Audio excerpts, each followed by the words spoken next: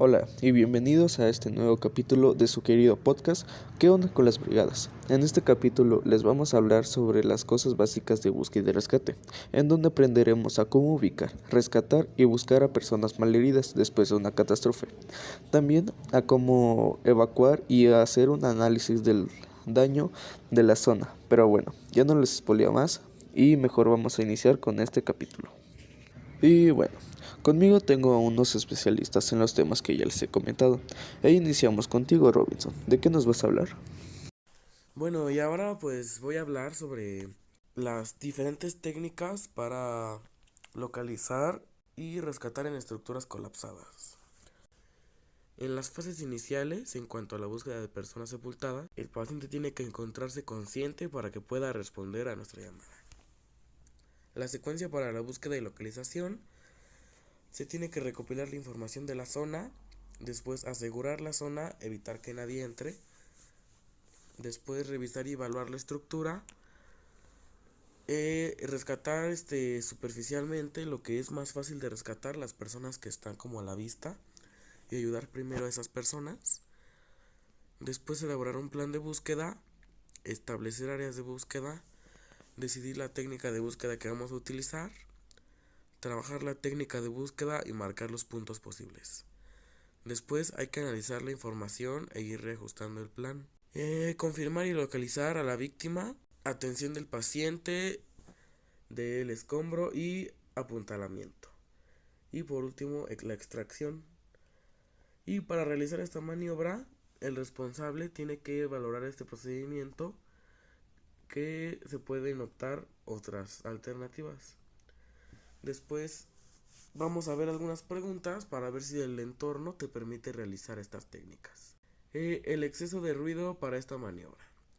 Necesitamos el mayor silencio posible para que así podamos comunicarnos con estas personas que están siendo, pues, que fueron atrapadas en los escombros.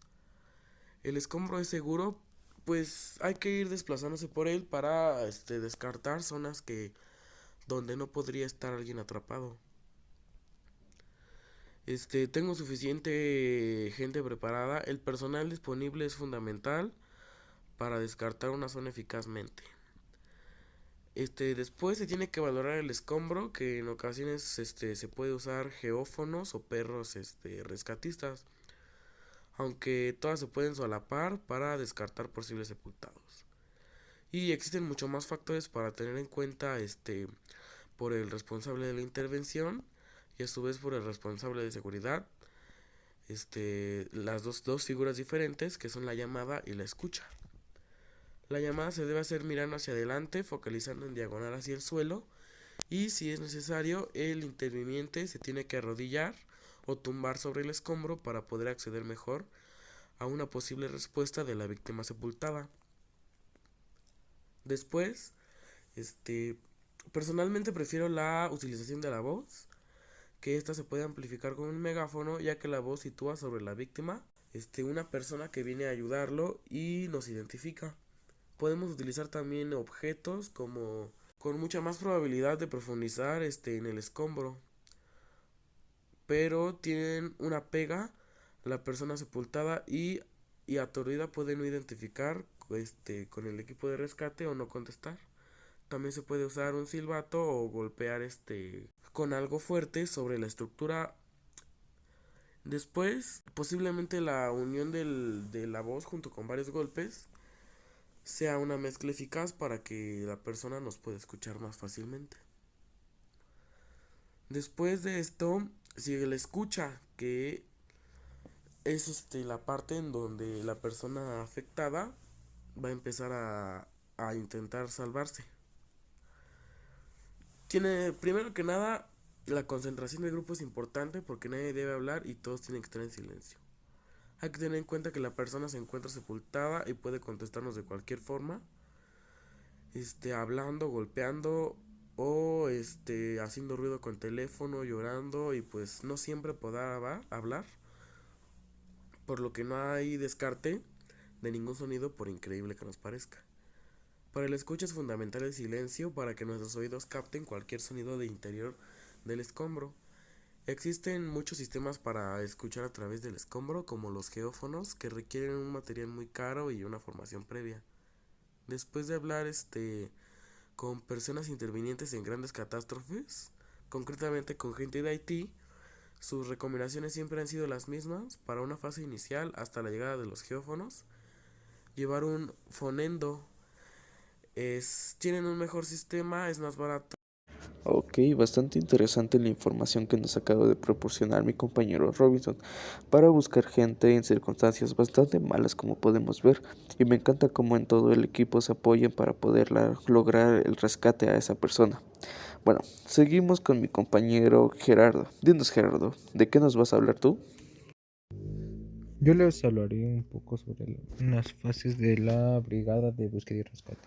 La primera sería la fase de prevención, que sería como contar con la relación de servidores públicos que requieran atención especial durante una emergencia. Realizar recorridos permanentes con la finalidad de identificar y conocer las rutas de evacuación y áreas de riesgo. Contar con los planos o croquis del inmueble o áreas del centro de trabajo. Gestión del equipo necesario a esta brigada para enfrentar una emergencia. La fase de auxilio sería informarse correctamente de la emergencia para no poner en riesgo su vida. Coordinarse para brindar pronta ayuda a las personas atrapadas y transmitir la ubicación a los cuerpos especializados de rescate. Desconectar o cerrar interruptores eléctricos, llaves de paso de gas, etc.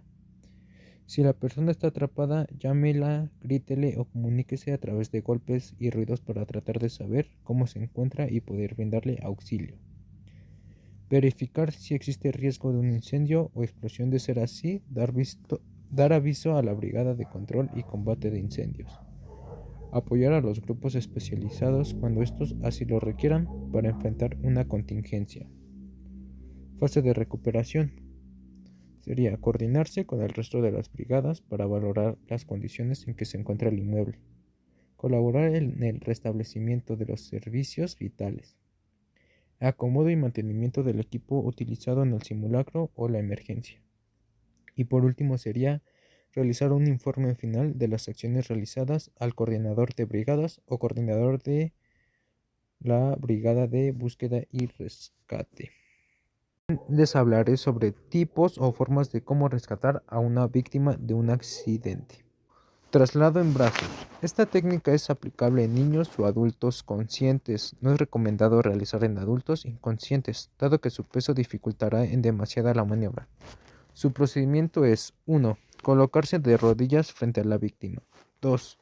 Pasar los brazos por debajo de los hombros y rodillas de la víctima. 3. Mantener la espalda recta mientras se prepara para levantar. 4. Incorporarse usando la fuerza de sus piernas. 5. Levantar a la víctima a la altura de su cintura. 6. Y por último, trasladar a la víctima a un lugar seguro. Otra técnica sería traslado por arrastre inclinado, que dice, permite que el bombero pueda rescatar a una persona. Esta técnica es especialmente útil para víctimas inconscientes. Su procedimiento sería 1. Colocar a la víctima de espalda. 2. Ubicarse detrás de la cabeza de la víctima. 3. Levantar el torso de la víctima hasta dejarla sentada. 4. Sostener a la víctima por debajo de sus brazos. 5. Tomar las muñecas de la víctima contrarias a las manos del bombero. 6. Incorporarse usando la fuerza de las piernas. 7. Y por último, arrastrar a la víctima hacia un lugar seguro. Otra técnica sería traslado por arrastre con manta, que dice, se aplica cuando el bombero no puede levantar a la víctima no valente o inconsciente. Para ejecutar esta técnica se debe contar con una manta. El desplazamiento se realiza de forma levemente inclinada, procurando no incorporarse dentro de la capa térmica. De lo contrario, se deberá optar por otra técnica. Su procedimiento sería 1. Colocar a la víctima de espalda. 2. Extender la manta a un costado. 3. Arrodillarse a un costado de la víctima por el lado opuesto a la manta. 4. Cubrir cuidadosamente a la víctima con la manta. 5. plegar las puntas alrededor de los pies. 6. Estirar el extremo de la manta alrededor de la cabeza. 7. Extender el brazo de la víctima por encima de la cabeza. 8. Inclinar a la víctima hacia su cuerpo. 9. Recoger la manta hacia la víctima y colocarla en su espalda. Y por último, 10. Arrastrar a la víctima hacia un lugar seguro. Seguimos con la siguiente técnica. Sería traslado por arrastre con cinta o cordín. Se aplica cuando la víctima no valente o inconsistente no puede ser levantada por un bombero y se cuenta con cinta o cordín. El desplazamiento se realiza de manera levemente inclinada, procurando de no sobrepasar el plano neutro. De lo contrario, se deberá optar por otra técnica. Su procedimiento sería: 1. Colocar a la víctima de espalda. 2. Desplegar la cinta por debajo de los hombros de la víctima. 3. Pasar el lazo grande por sobre la víctima hasta detrás de la cabeza. 4. Pasar la cinta por detrás de la espalda de la víctima y tirar todo el exceso de la cinta. 5. Ajustar la ubicación de sus manos para proteger la cabeza de la víctima al realizar el arrastre. Y por último, 6. Arrastrar a la víctima desde el punto de anclaje hacia un lugar seguro. Otra técnica sería traslado por arrastre horizontal, que dice: la víctima no valente está consciente y tiene la capacidad de sujetarse desde el cuello del bombero. El desplazamiento se realiza gateando. Esta técnica mantendrá a la víctima y al bombero a una distancia segura de desplazamiento respecto a la capa térmica. Su procedimiento sería: 1. Colocar a la víctima de espalda. 2. Posicionarse por encima de la víctima, mirándola de frente, quedando con rodillas y manos en contacto con el piso. 3. Pedir a la víctima que abrace al bombero por el cuello. Y por último, avanzar gateando para sacar a la víctima. Ya casi vamos acabando con las técnicas. Otra sería la de traslado por las extremidades, que se realiza cuando en el rescate se encuentra una víctima inconsciente. Para realizar esta maniobra se requieren 2 bomberos. El desplazamiento se realiza siempre de pie y cuando no exista capa térmica visible. De lo contrario, se deberá optar por otra técnica. Su procedimiento es: 1. Colocar a la víctima de espaldas.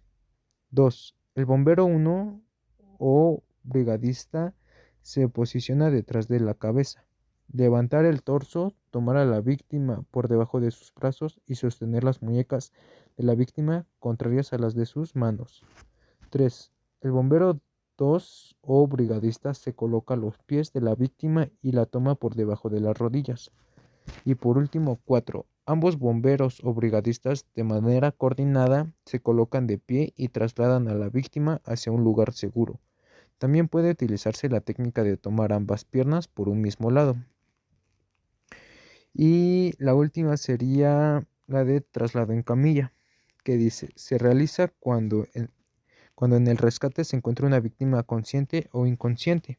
Por esta técnica se requieren 2 bomberos o brigadistas o más para colocar a la víctima dentro de la camilla. El desplazamiento se realiza de pie, siempre y cuando no exista capa térmica. De lo contrario, se deberá arrastrar la camilla. Su procedimiento es: 1. Colocar a la víctima de espaldas. 2. El bombero 1 o brigadista se sitúa detrás de la cabeza de la víctima. 3. El bombero 2 o brigadista se sitúa a los pies de la víctima. 4. A un costado de la víctima, de manera paralela, se coloca la camilla. 5. El bombero o brigadista 1 pasa sus brazos por debajo de los hombros de la víctima. 6. El bombero 2 o brigadista pasa sus brazos por debajo de las rodillas de la víctima. 7. Ambos bomberos o brigadistas levantarán simultáneamente a la víctima y la colocarán en la camilla.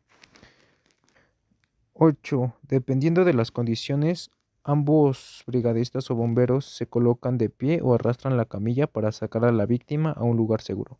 Y por último, 9. En caso de que la partida de búsqueda y rescate sea conformada por más bomberos o brigadistas, Estos se distribuirán por ambos costados, en primer lugar para levantar a la víctima y en segundo lugar para sacar la camilla. Muy bien, como pudimos escuchar, hay distintas señales para la ubicación o recuperación de la gente tras una emergencia o catástrofe que haya ocurrido anteriormente. Tengo entendido que tras una emergencia o desastre natural se lleva a cabo una evacuación, que a continuación les diré cómo conseguirla de manera correcta y eficaz.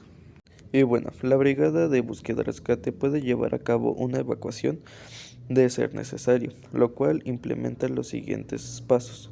Implementar, colocar y mantener en buen estado la señalización del edificio, lo mismo que los planos guía.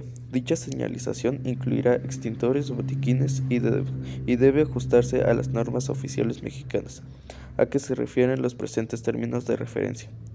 Contar con un censo actualizado y permanente del personal. Dar la señal de evacuación de las instalaciones conforme a las instrucciones del coordinador general. Fomentar actividades de respuesta tanto en ejercicios de desalojo como en situaciones reales entre la población en general.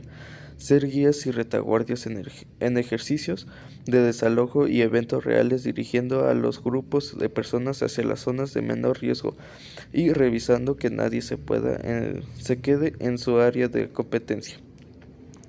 Determinar los puntos de reunión. Conducir a las personas durante un alto riesgo, emergencia, siniestro o desastre hasta un lugar seguro a través de rutas libres de peligro. Verificar de manera constante y permanente que las rutas de evacuación estén libres de obstáculos. En el caso de una situación amerite la evacuación del edificio y que la ruta de evacuación previamente determinada se encuentre obstruida o presente algún peligro, indicar al personal rutas alternas de evacuación. Realizar un censo de personas al llegar al punto de la reunión. Coordinar un regreso del personal a las instalaciones en caso de simulacro o en caso de una situación diferente a la normal, cuando ya no exista peligro. Y por último, coordinar las acciones de repliegue cuando sea necesario. Y bueno, ya para finalizar tenemos a mi compañero O'Malley que nos va a hablar de... Análisis de los daños. Los desastres provocados por eventos naturales como incendios forestales, huracanes, inundaciones y terremotos son riesgos de alto impacto que no pueden pasarse por alto. Solo en 2016 las pérdidas por desastres naturales totalizaron una estimación de $175.000 millones, la mayor cantidad de pérdidas en 4 años. Es probable que este número aumente a medida que enfrentamos desafíos como el cambio climático, la expansión urbana y el crecimiento de la población.